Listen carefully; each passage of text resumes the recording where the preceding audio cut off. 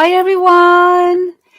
Tonight Niara is back. This is the Q&A part 2 of our amazing interview yesterday, and you've all been smitten by her presence, her energy, her voice, her knowledge, her wisdom.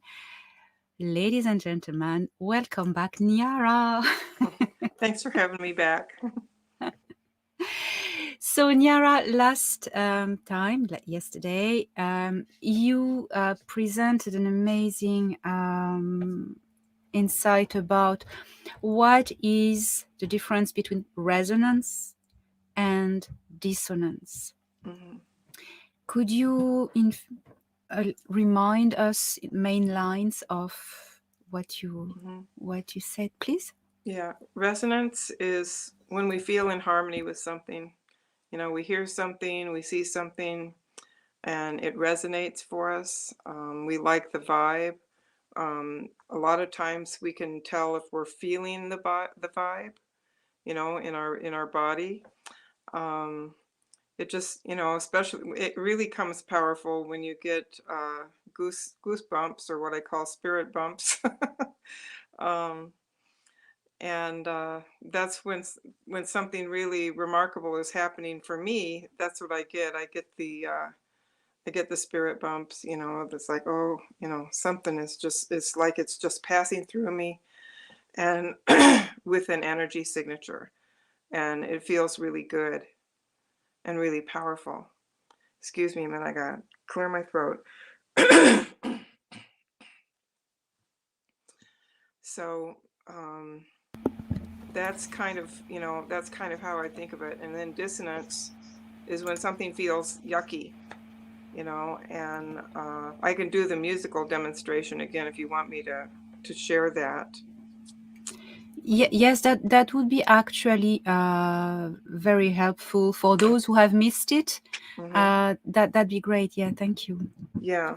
So what I have here is a harmonica and a pitch pipe. Okay, this is a harmonica.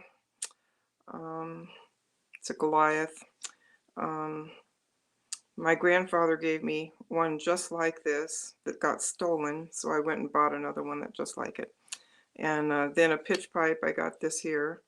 So the harmonica is good because it takes many tones that are all in harmony with each other and produces a really wonderful sound that is exactly is harmony, whether you're doing minor key or major key. So if you blow on it, you get major key.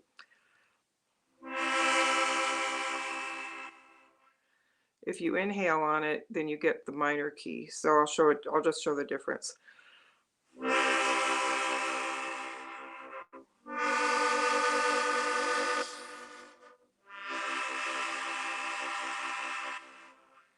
So I have never been able to find a keyboard for these kinds of demonstrations that really works. What I need is a really small one, but one that has a lot of notes. So the harmonica is the next best thing.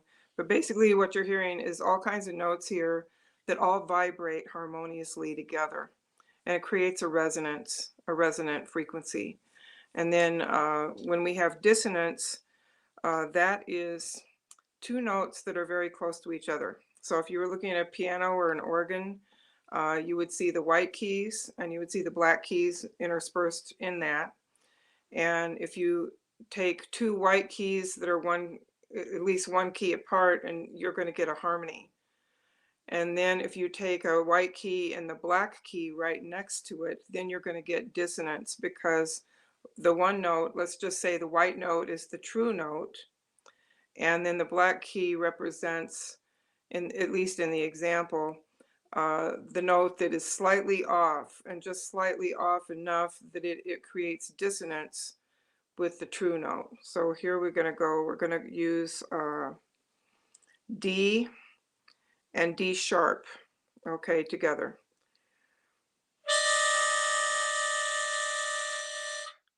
That's what happens when you take the true note of D and then the little bit off of D sharp and put them together. You get this kind of thing. And when we have incoming information, when someone says things to us or we see something that really resonates, there's a feeling that goes through the body that's very harmonious. And when we see things that that are dissonant, you know, that don't feel good, that feels like something's off. Um, Lots of times you're not hearing it musically, you just feel it in your body, but you just feel like something's really off here. Something's really off. And you'll say, I can't put my finger on it, but something's off here and I need to just walk away from this situation. So that's kind of my musical demonstration of resonance and dissonance. And I do it because it very quickly gives you a feeling for what resonance will feel like when you hear it, and how it feels in your body when you hear it, and how dissonance feels when you hear it. And then if you're not hearing a sound that's dissonant, but you're feeling an energy that feels dissonant, similar to the sound, it helps you to more quickly identify, you know, one from the other. Was that pretty clear? Yeah, fantastic. Yes, I think it's a really, really good reminder of what you said yesterday, and it's so clear. I mean, we are confronted to resonance and to dissonance every day in many aspects of our lives. Mm-hmm. And before I take questions from the audience, I'll have a personal question for a start, Okay. regarding to what you said last time about intuition as a tool to recognize resonance. Mm-hmm. I mean, high good intentions in some people Mm-hmm. from dissonance, and not good intentions, but hidden, you know. So, Mm-hmm. and sometimes you say that the emotions can come in the way and blurry our intuition. Mm-hmm. So, what would you advise to clear the emotions, to Mm-hmm. really be sure that our intuition is not spoiled by an interference? Yeah, there's two things you need to do when you're feeling strong emotions that you're concerned it's going to interfere with your intuition, your gut sense, your instinct. One is, if you have the opportunity, to go out and do some vigorous exercise. You know, like if you have, like I have a gazelle here in the house, and I can get on that and start, you know, back and forth with the arms and legs, and just really go at it fast and furious for about a few minutes, and then take time after that to breathe, you know, and just breathe into my center and get myself calm. There's another way that you can do it, which is just breathing in and out, slowly, you know, with a count. You know, there's all kinds of breath techniques out there.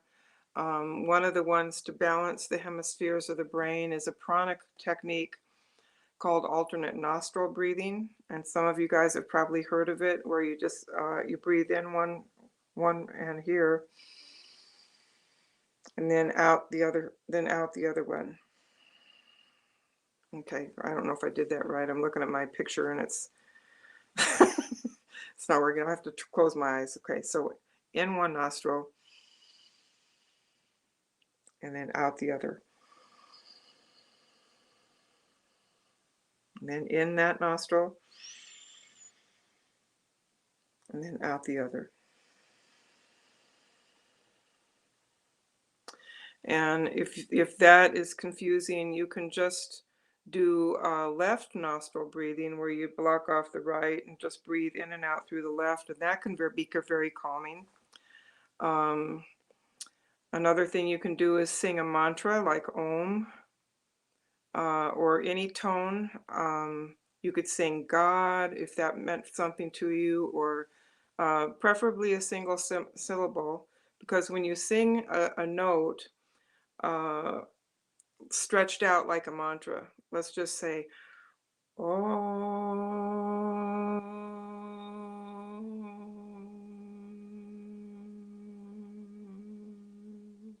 When you do that for a few minutes, what it's going to do is it's going to stimulate the vagus nerve. And the vagus nerve in the body is it's one that attaches itself to all the major organ and nerve plexuses. So when usually if you think of a nerve being stimulated, it's not a relaxing experience. But when the vagus nerve is stimulated, it's relaxing itself, and it's because it's connected to all the major nerve plexuses. It's relaxing the whole body. It's relaxing your liver and your lungs and your brain and your thalamus and pituitary glands in your head. And, it's really working to do that together. So you can sing that for a few minutes. Um, if you're with a crowd of people, then you might want to just go quiet and just breathe, in and out slowly a few times. Because one thing I've learned about emotions affect how we breathe. So if you're angry, you're going to breathe a certain way. And maybe you can watch yourself next time you feel anger or grief or fear, or joy and happiness or love. You're going to be breathing differently for each one of those emotions. So you could say that the breath follows the emotional state.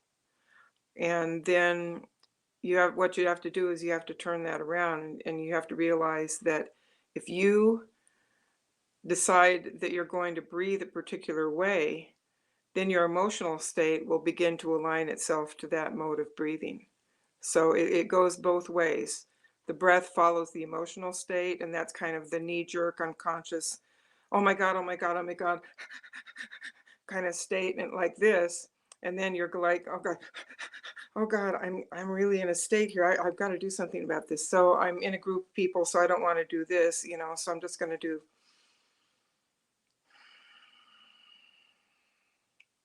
And at first, the body will resist because the emotions are in play, but you just keep up with it.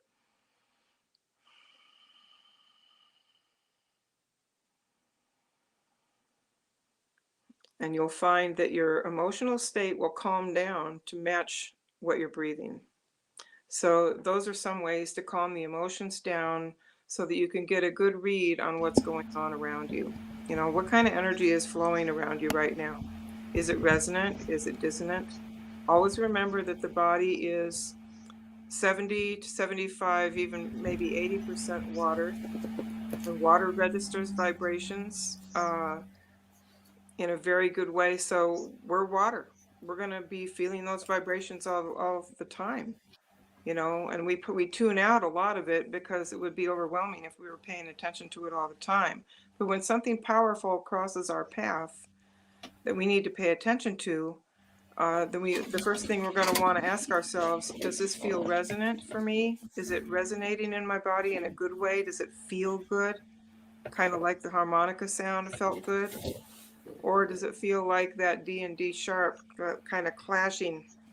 You have to ask yourself that. And we're confronted with so much information right now, and a lot of it is really crazy making. There's a thing going on in the media right now that I would call, we could call it gaslighting. And that's from a movie, I think, that was called Gaslight, where there was a woman and her husband was trying to convince her that she was crazy, that she was losing her mind. And so he would, there was a gas light out in front of their house, and he would adjust it from time to time. And she would remark on it. She said, well, that thing is darker now. It's not as bright as it used to be. And he would say to her, no, it's just the same as it's always been. Something is wrong with the way you're perceiving reality. He was really trying to drive her crazy. Of course, in the movie, she finds this out and gets rid of him. But we're having a lot of that in our media. Yeah. Where we're told, like, when the riots and looting and all that stuff is happening, we're told that what we're seeing is not the truth. And, that's very dissonant. Say, okay, well, I'm seeing violence and looting and people breaking windows and things like that. And I'm told that this is okay, that it's just people expressing themselves and in a way that is healthy for their emotions. And you're seeing looting and breaking and violence. So that's a dissonance. These are people that are trying to twist our minds to suit their agenda. and Yes. the paradigm that they want us to accept. And we mustn't ever let go of what our core reality really is, and know what we're feeling and thinking, and be anchored in that center. Because these people are relentless. They will keep trying to do this to us until they either win, or we just all come awake as a group and say, no, no, no, we're not going to do this. Yes. And we're Yes. the ones, we're the people. There's so many more of us than them. We are the ones that have the power. We're going to talk about that a little bit in this hour too. Yes. We are Yes. the power. We hold the power just by sheer numbers. Yes. Yes. Absolutely. Absolutely. And as individuals as well.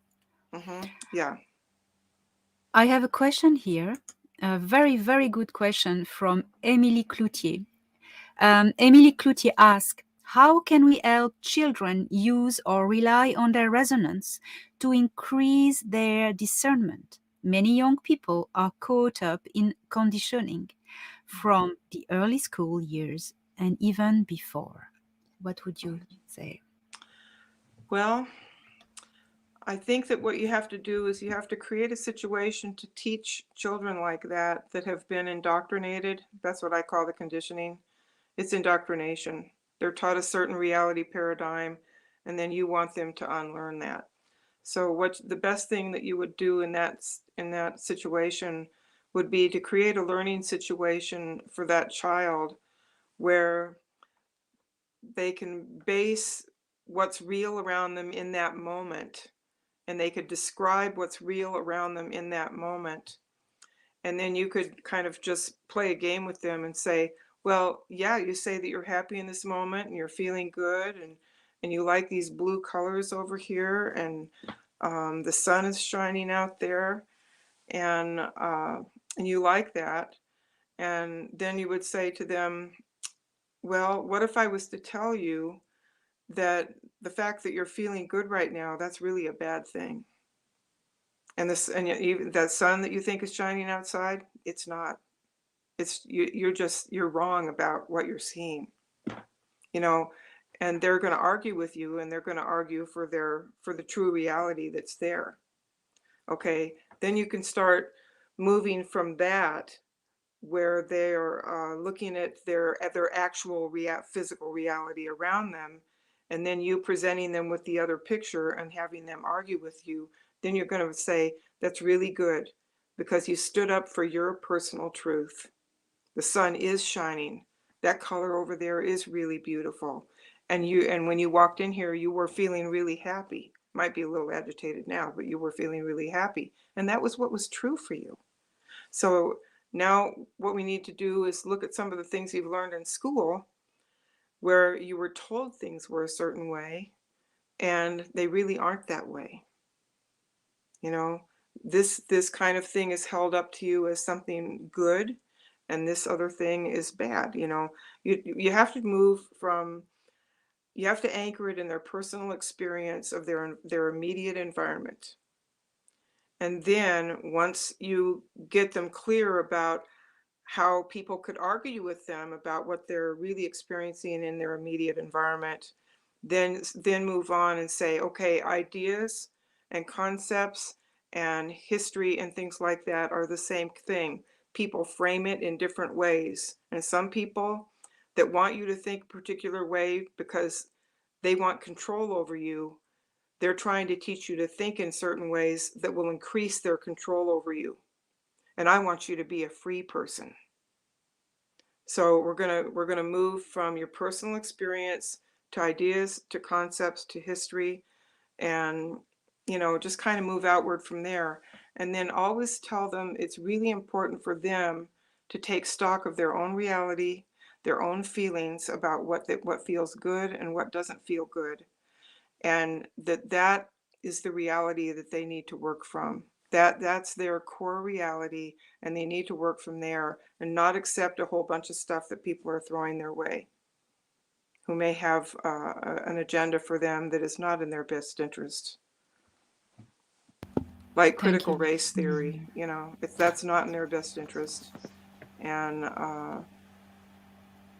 and Yeah. having children normalized to be sexual at too early of an age, that's definitely not in their own interest. That's like stealing their sexuality and dragging it through the dirt so that it may never be right for that child again. And I personally know what that's like. It's really a horrible thing to do to a person. Yeah. Mm-hmm.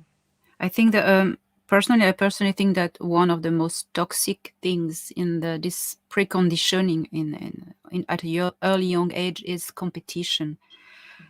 Be better, be slimmer, be more brighter, be this. It just enslaves the mind of the child. It Mm-hmm. it goes the other way from reconnecting with the Mm-hmm. other power. So it's Well, there's healthy competition, yeah, which is reflected in good sportsmanship, you know, where people shake hands and say, well, the best person won, and things like that. And then there's unhealthy competition yeah, where you get enraged because you lose, or you gloat and lord over the other person because you won. That's not healthy. yeah, But so there's healthy and unhealthy uh, expressions of the same kind of thing that we're talking about. yeah, yeah. Mm-hmm. I have another very good question from Laiba Gul. When it comes to using your discernment in your daily life, what's the quickest way to know? And does that include using your third eye? It can include using your third eye, but it may happen so quickly that you have trouble catching it at first, because the discernment process is happening, I believe, all the time. It's just we don't catch it quickly enough. So if there's something going on around us and we're not sure about it, the best thing to do is to take that deep breath, close your eyes, and just feel the energy. And it could be something to do with the third eye, or it may just be your body sense. The body being water, the body sense picking up the vibration and saying yes or no. And there's going to be a certain amount of trial and error. But if something really bad is going on around you, I think you're going to pick up on it pretty quickly and leave the situation as best you can. That's how I find it. Discernment, picking up on things. My body's picking up on things all the time.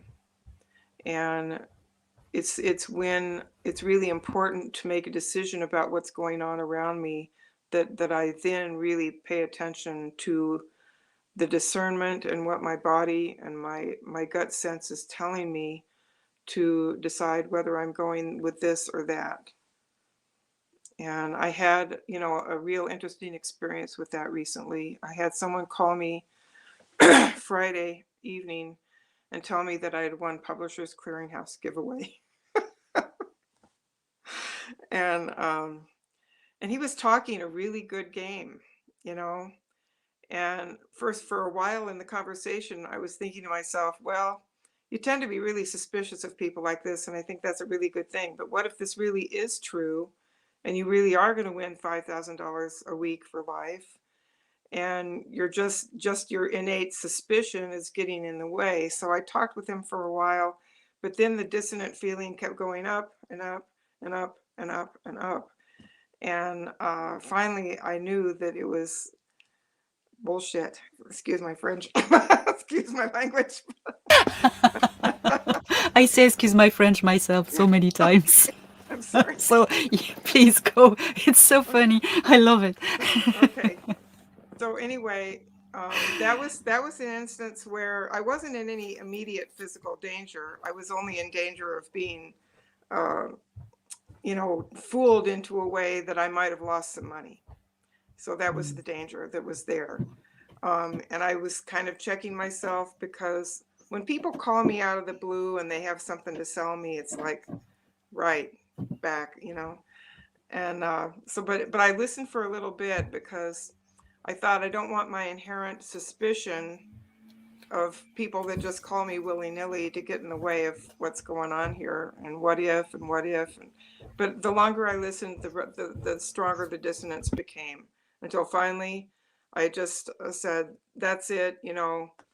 If somebody shows up in front of my house tomorrow morning with a Mercedes Benz, then I'll pay attention that this might be a real thing. Until then, goodbye and good night, you know. And then I blocked the phone number, and I went and looked online on the Publishers Clearinghouse website, and I said, if you really win, what happens? And they said, usually they show up at your house and surprise you with the checks and the car and all that stuff. So you're just completely surprised. You're not called ahead of time.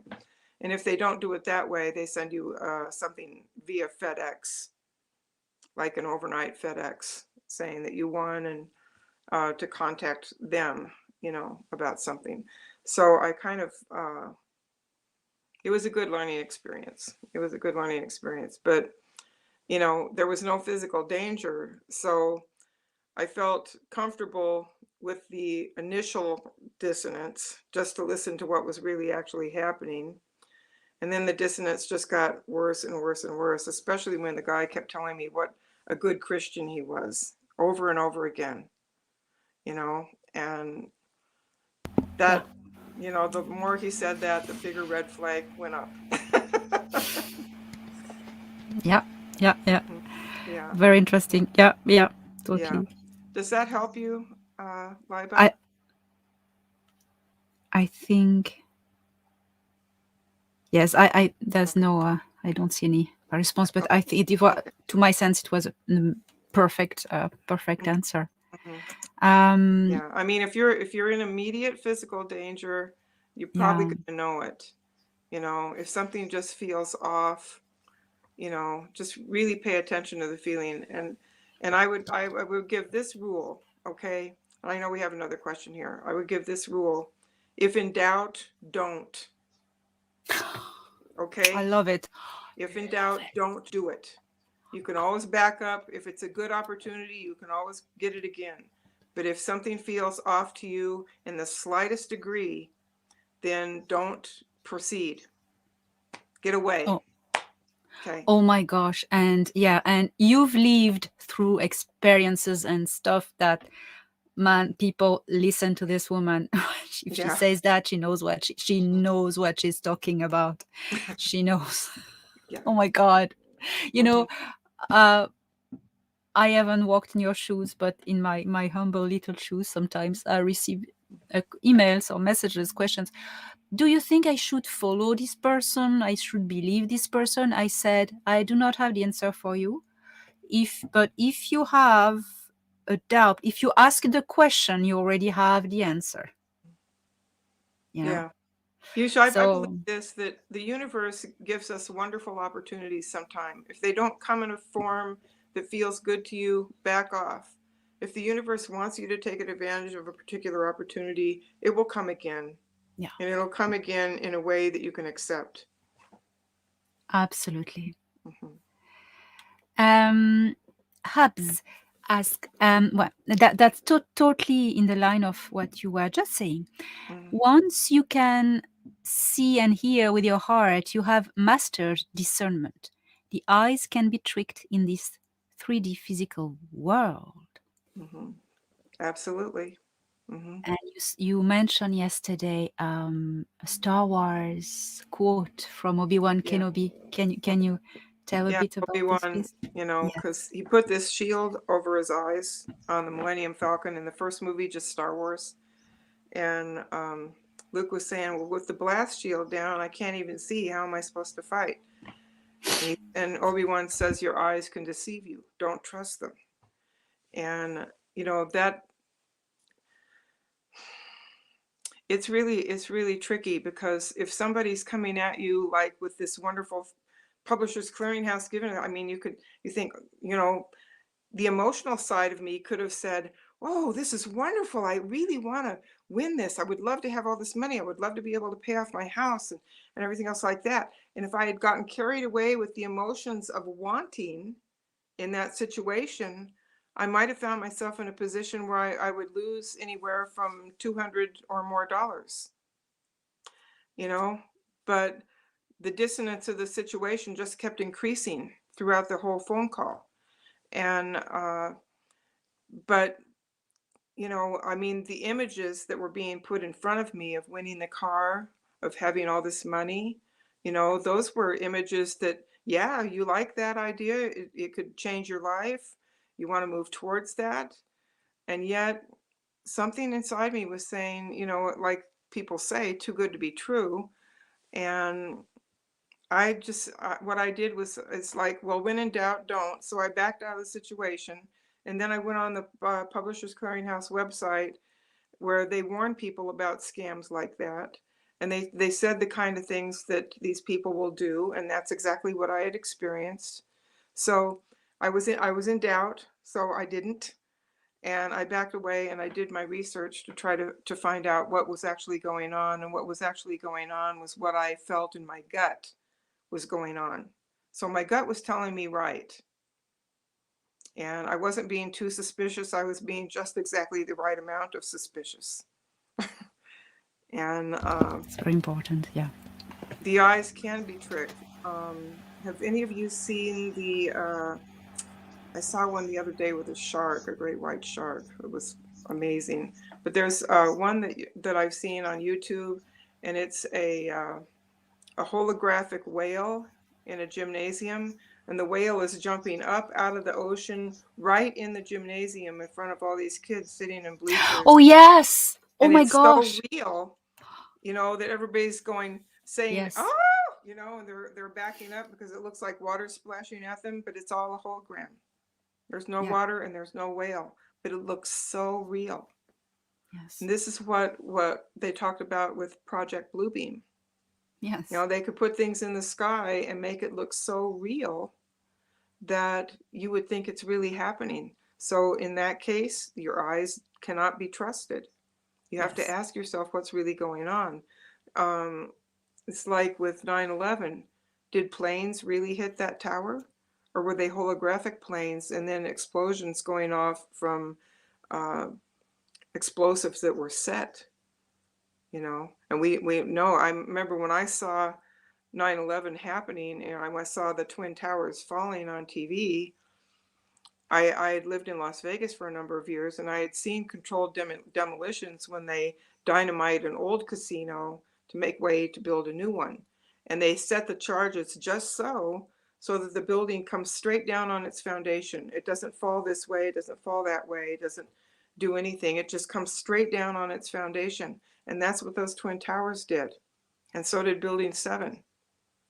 And yet they tried to tell us that a plane crashed into the building. If a plane had crashed into the building, it all would have happened very differently.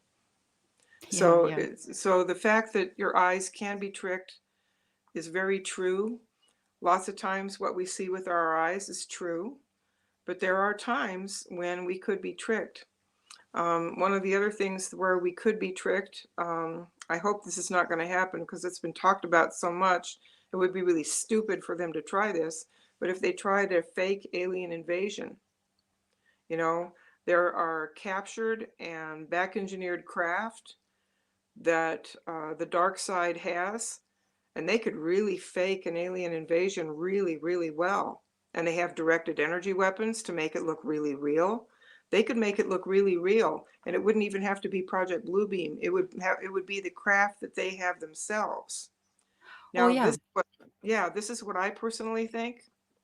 I think, since the Galactic Federation and our ET families out there in space have been told for so long, no, you can't meet the people right yet. They're just not ready.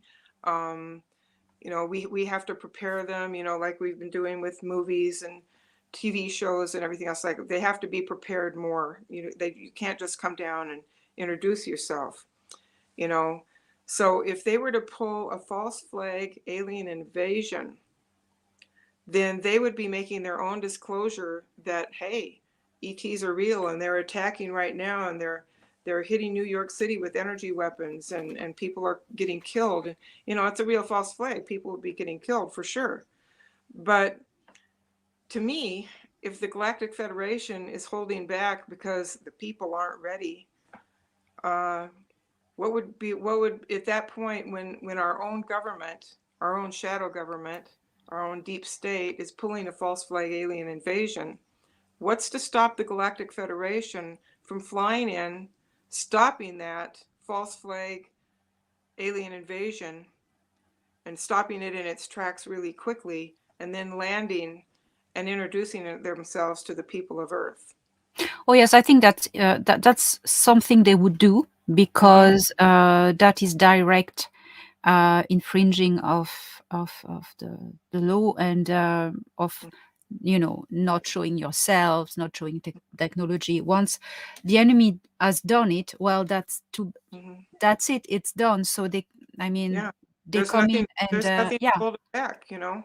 it's not going to hold them back, and the enemy knows it.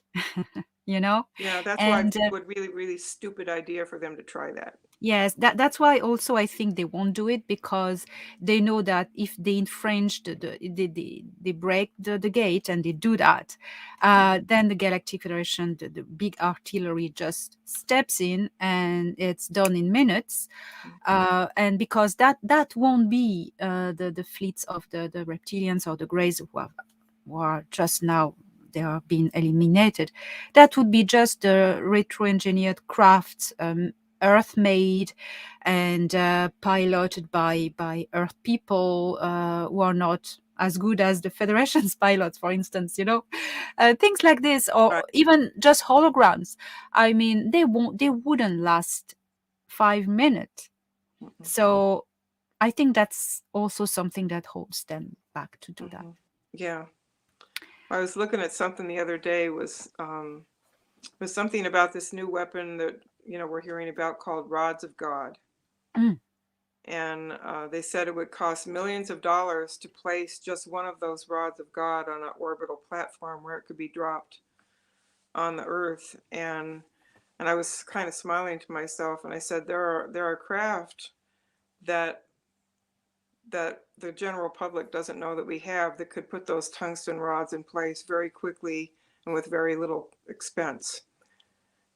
So I kind of smiled to myself when I heard that because I thought, well, maybe, yes, it might cost millions of dollars to do it with solid jet fuels and, so on and so forth. But there are other ways, and I know there are other ways, and so do you, Elena. Yes. Oh, absolutely. And maybe the fact to say, oh, it would cost millions of dollars. Mhm. No, it wouldn't. And the money would be put somewhere else. Right, right. Can be that one, Yeah. I suppose. Hmm. So I have another question. I personally do not know what it's about, but maybe you do. From James B. My question for Niara is: have you heard of the CDT plates, Cloister Dora Teura plates? And if so, what are your thoughts on the subject? Yeah, I'm sorry I haven't heard of that. I have not heard of the CDT plates. Okay, I'm gonna fish for another one. I'll look it up though. I have one question here from Nita. What is the difference in music binary beats with a certain hertz and music binary beats with new wave instead of hertz? And would you know? Well, I don't really know the answer to this question, but again, with music, I think it's very easy to tell if it feels good or not. And this gets tricky because there's certain things that can be done with sound and music that could make you feel euphoric, which is kind of an out of balance, joyful emotional state. Let's just say that. Kind of like being high. And it could feel good, but it's an out of balance state where you'd have to really be careful of what's going on around you to make sure you weren't being lured into a trap. I'm not sure about new wave. That's not something I've heard of besides hertz and binary beats. The first thing I think about with the binary beats is having one tone played in one ear and another tone played in the other ear, and then it causes a synchronization of brain waves. But that can be something that can be done for a good purpose, and that's something that also could be done for a bad purpose, for a mind control purpose. And there are a lot of mind control techniques out there. I don't even know them all, but I know enough that you have to be really careful about something that seems to feel good. You have to be constantly checking in with yourself about everything else in the environment besides that thing that you're hearing. You have to be really careful. Okay? So personally, I would stay away from things that mess with my brain waves. Yeah. Unless I know, unless I'm positive they come from a good source. Yeah, confusion is always, it's like doubt if there's Yeah. confusion. Yeah, Yeah. you know. Mm-hmm. What you told about your experience of the lad saying, "Oh, I'm a good Christian. I'm a good Christian." The discernment, it's that as well. And I have another question. Well, it's a comment from Cynthia. She says something interesting. The words that come from psychopaths usually include their claims to be spiritual and loving. Mm-hmm. That's a trap. It is. It's very much a trap. And Yeah. I don't want to say it. I had a dream years and years ago. I had a dream about something really dark and really ugly chasing me through the whole dream. And I was trying to get away from it. And I found myself at a Bible study group. And the group was just ending. I came in just at the end, and the group was just ending. And as it was ending, and everybody was leaving, I talked to the guy that had been in charge of it. And I said, "There's this thing following me. I can't see it. I can just sense it. But it's really dark and it's really evil and it's trying to get control of me." And he says, "Well, that's cool. I understand what you're up against here and I can really help you." And he walked towards me in the dream, and he had this really hypnotic look in his eyes, and he was putting his eyes in my eyes with this hypnotic look. And the closer he got to me, the more I felt like just wanting to scream inside, because the energy of this person was so dissonant. It was so dark and ugly, even though he'd been doing a Bible study class. So he got certain closeness to me, and I bolted and ran out of his place and left. And then I kept chasing through the dream, and ultimately what happened was I went to a friend of mine's house who I did trust, and I was banging on his door, because trying to get up the stairs to his doorway was like fighting a hurricane, because this thing was getting a hold of me. And I banged on the door, and as soon as he opened the door, I woke up in my bed. And the really weird thing about this experience was whatever had been chasing me through the dream was in the room with me. And I think it was engineering the dream. And it was over by the window, and I could see the window through it. So it had like a ghost-like appearance. It was one of those shadow beings that they describe in UFO literature. And the feeling coming from it was just horrendous. Think about this pitch pipe thing that I blew, and think about it times like 100.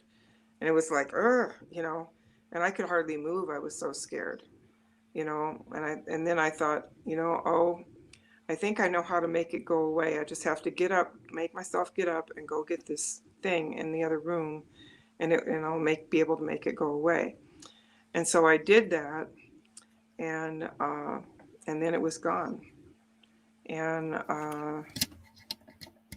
And then the interesting thing was, I saw 3 figures of light on the other side of the room, and they had been observing me to see how I would respond to this situation. And the feeling coming from them was as good and beautiful as the feeling had been bad coming from this shadow entity. And I felt like I had just passed a test. And then later, many, many, many years later, I realized that if I had not passed that test, if I had just stayed afraid and frozen in my bed until the experience ended, or until God knows what happened, that I wouldn't have gone in the military, and I wouldn't have had the experiences that I had.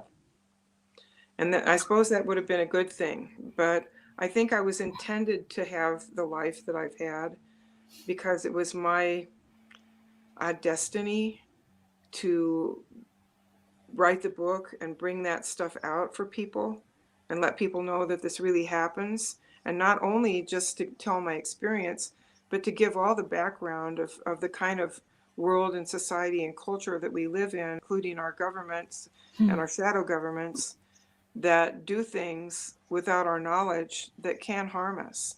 You know, it was my thing in this lifetime to do that, to write that book.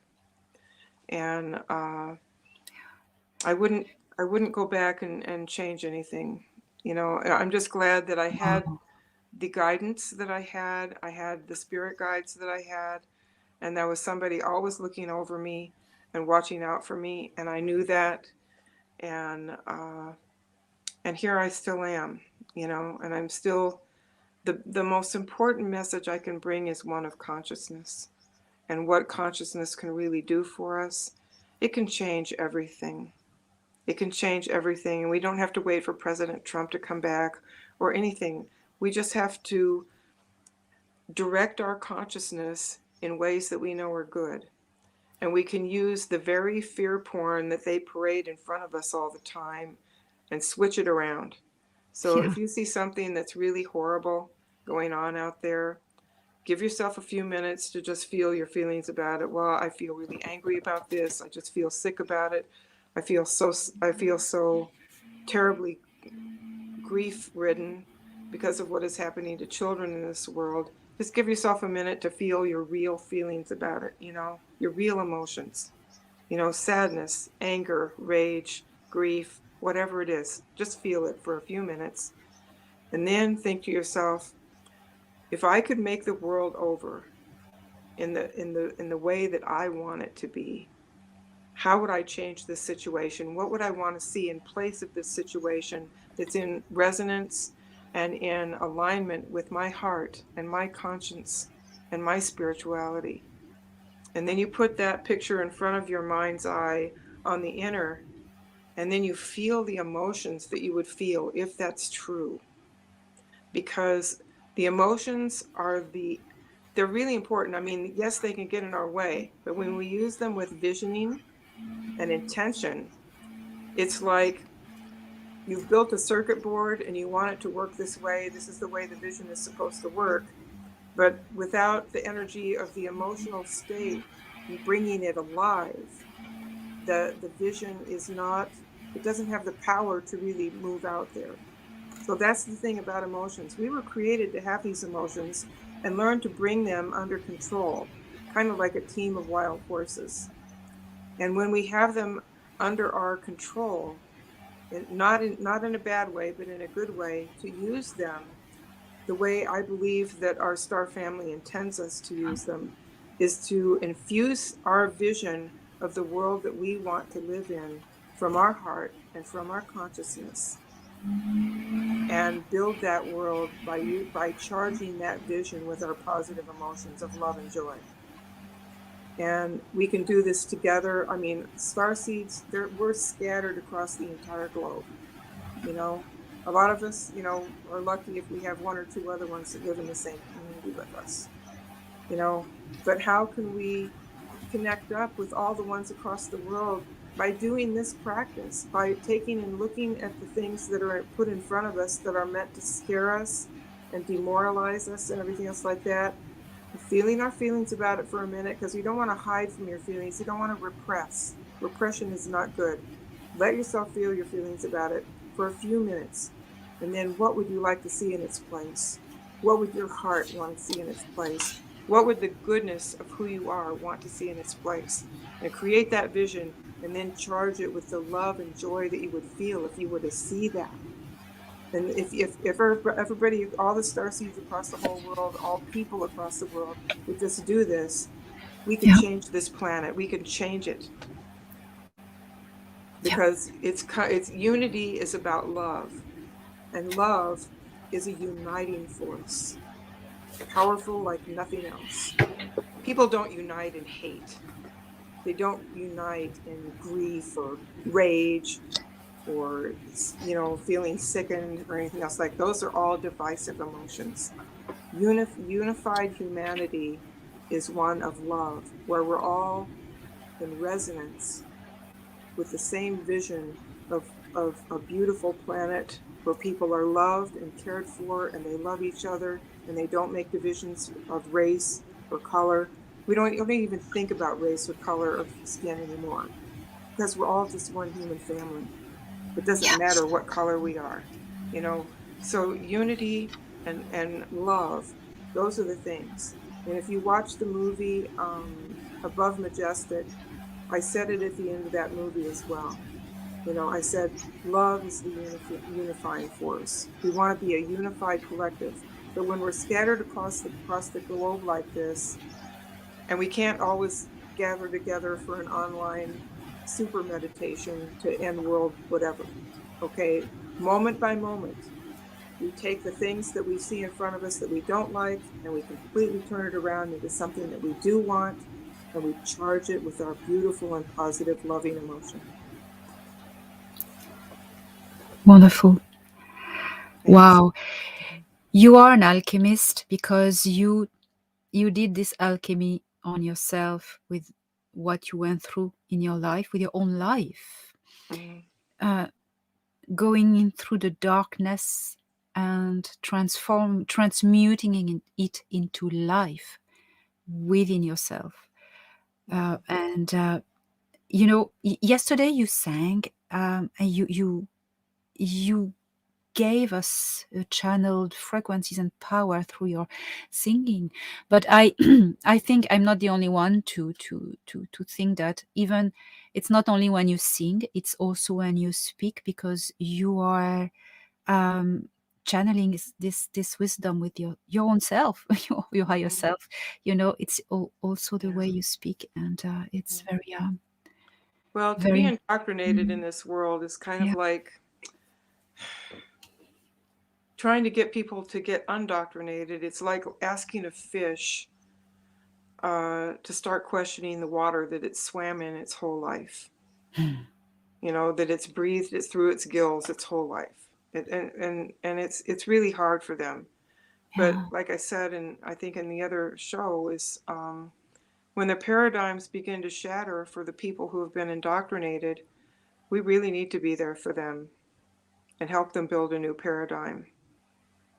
Yes. And they're going to be looking for one, and you know, with your heart and your conscience and Mm. your love, help them build a wonderful Yes. one that we can Yes. all feel good about living in.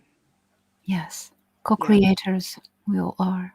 Yeah, I mean, my most important message is not, you know, woman, you know, sexually assaulted in a black ops project and whatever, you know, that's Mm. not my message. You know, that was a shamanic awakening for my real Yes. message, which is what we can do with consciousness. And if we just do it one person at a time, one vision at a time, and a whole bunch of people around the world do it, each of them one at a time, we can Yes. change the face of this planet and how things are done. This is so true. Hmm. I I will ask maybe this last question. It's a very appropriate and crucial question, asked by a lady named Kara. How do we raise our consciousness? Hmm. It's kind of the key to that is really in what I was just saying about turning it around, you know, seeing the thing that's dragging you down into the negative emotions, and then building that vision in your head, and then infusing it with your positive, loving, emotional energy. That's a really wonderful way to raise consciousness. Another way is meditation or contemplation. And contemplation is a little different. It's more of an active form of meditation. In true meditation, which I did for 8 years, is a Vipassana meditation, which is Buddhist. You just try to quiet the mind, you know, and that's a really good trick, quieting the mind. So, um, but in a contemplation, you take like a seed thought, like um, like God loves me, and you just keep that thought in your mind. Or one of my favorite ones is eternity is in this very moment.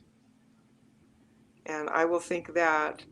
And the other thing you want to do, this is where the third eye does come into play with raising consciousness, because third eye, as I said in the other show, it's right about here in the middle, and it's not at the pineal gland, but it's kind of halfway between this point and the pineal gland behind. So it's like in the head, like right around here.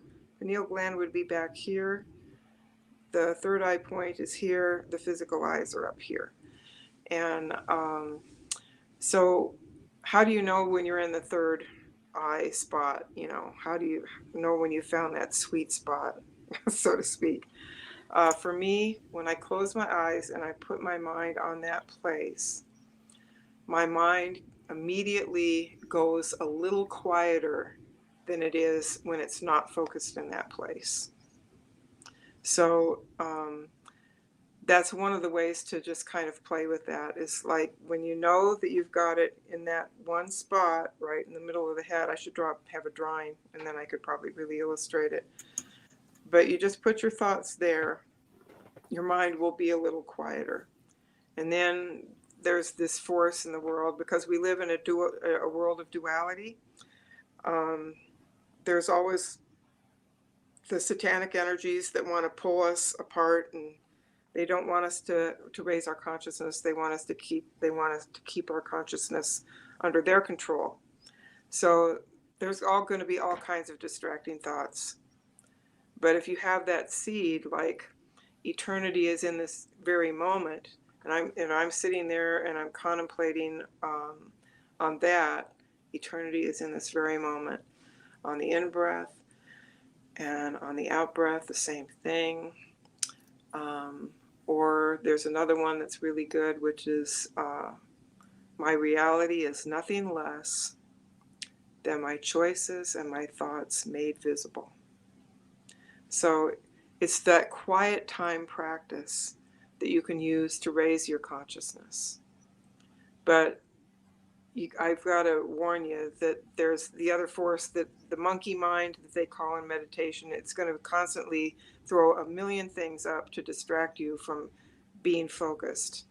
And it is a discipline in and of itself to work with that to the point where you can keep your mind on your seed thought, which is an uplifting thought. So that's one way to raise your consciousness. Also, doing acts of kindness for other people, that will raise your consciousness, because they'll feel good and happy that you did that for them, that you stepped forward, maybe when they were having a dark day, and maybe gave them a beautiful smile or a hug. Or maybe it's somebody that's panhandling, and it's somebody you feel like, wow, I think this person really, really does need $5, and not just to go get a bottle of booze, and you give that $5, and that person smiles at you and thinks, thanks so much. This means a meal to me, and I haven't had a meal in 2 days. You do those kinds of acts of kindness for people, it's going to raise your consciousness. It absolutely will. And it'll raise the other person's consciousness as well. Now, not every panhandler is somebody you should hand money to, okay? But there are those ones that come along where you just feel from your heart to theirs that this is the right time to hand money to a person. And that's just one thing. I mean, after 9/11 happened, I remember standing in a line at Starbucks that was in the grocery store, not a Starbucks shop. And all these people were standing in line waiting to get whatever they were going to get. And I looked around at all of them and I thought, what if suddenly something was to happen here and all these people would be gone? All of them would be wiped out and killed, like what happened in 9/11 in New York City. And I looked at each person a lot differently. And at that moment, I realized that every time I have eye contact with a person, I have a choice where I can smile at them, I could say something nice, and uplift them just a little bit. And when I uplift them just a little bit, I uplift me a little bit too. So Yes. everybody wins. Everybody wins. Yes. Uh-huh. And I do that every chance I get to appreciate someone for something they're doing for me, even if it's just a small thing. I do it. Like the Yeah. other day at the place I have breakfast and lunch at a lot, you know, they've been away, they've been there for us through the lockdowns and everything else like that. And I looked at the cashier and I said to her, I said, you know, people don't say this to you guys enough, but I really appreciate how you've been here for us for the past 2 years with your wonderful food and your happy attitudes and your good service. I just want you to know I really appreciate you and I love you for giving us that, this whole community. And she just lit up. You know, she was just so happy to hear that, you know. That raises your consciousness for sure. Oh my God, yes, for sure, Mhm. for sure. Yeah. And you know, for some people, your mission is maybe not to lead revolutions or, you know, be a leader on whatever social media. Sometimes your life mission, being as important, is just to work in a shop and offering every day your smile and your kindness to people. Hmm. And Yeah. that may change few lives. You don't Hmm. know, you know, and that's very important. Yeah. I mean, people can do big important things to change the world, but doing all these little Yeah, things, these little appreciations that you scatter you know, throughout your life as you walk through it, that change people's lives, change their perception, change their heart in a good way. I mean, talk about changing the world one yeah, heart at a time, and yeah, yours too. yes, yes. Hmm. Well, Niara, thank you so much. I mean, we've hit the hour, and I would. A lot of people in the chat are stressing. Oh, is she going to give a song? Yes, she will. Don't worry. Calm down. So what I'm going to do is I'm going to say everything I want to say to close, and then afterwards I will leave the sound to you. And if you want to, if you're willing to, they're begging for it, Okay. channel a song or whatever you want to offer with your heart, um, if you're okay with that. Hmm. Sure. Oh, Okay. lovely. I would enjoy that too. So All right. before I I leave it to you, I want to remind everyone, um, facing the shadow, embracing the light. This is Niara's book, so it's a big book. You have all her life story and how she turned these experiences in something beautiful, and you have all her spiritual guidance in it as well. So I really recommend this book. Niara, thank you so much, and we will do that again if you Hmm. don't mind, because that's really helpful for a lot of us. Okay. All right. Well, thank And you so much. I just kind of tune into what wants to happen here. I love you too. Thank you. Namaste. Yeah.